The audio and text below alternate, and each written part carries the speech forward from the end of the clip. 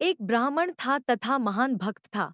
वह मंदिर की पूजा में बहुत शानदार सेवा पेश करना चाहता था, लेकिन उसके पास धन नहीं था।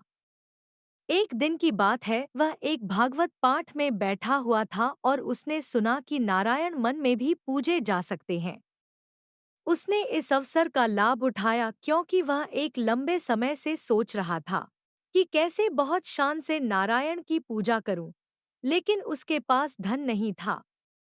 जब वह यह समझ गया कि मन के भीतर नारायण की पूजा कर सकते हैं, एक दिन वह गोदावरी नदी में स्नान करने के बाद एक पेड़ के नीचे बैठा हुआ था। अपने मन के भीतर वह बहुत खूबसूरत सिंहासन का निर्माण कर रहा था।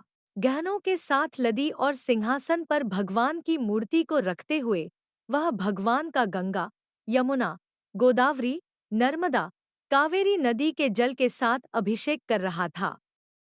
फिर बहुत ही उत्तम तरह से भगवान का श्रृंगार कर और फूल माला के साथ पूजा करते हुए वह मीठे चावल बहुत अच्छी तरह से भोजन के रूप में पका रहा था। वह परखना चाहता था कि भोजन भोग के लिए कहीं गर्म तो नहीं है।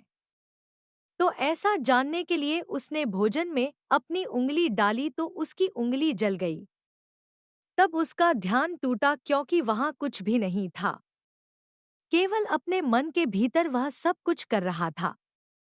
लेकिन उसने अपनी उंगली जली हुई देखी तो वह चकित रह गया। इस तरह वैकुंठ से नारायण मुस्कुरा रहे थे। देवी लक्ष्मी जी ने पूछा, आप क्यों मुस्कुरा रहे हैं? भगवान बोले, मेरा एक भक्त अति प्रभावी मानस पूजन कर रहा है।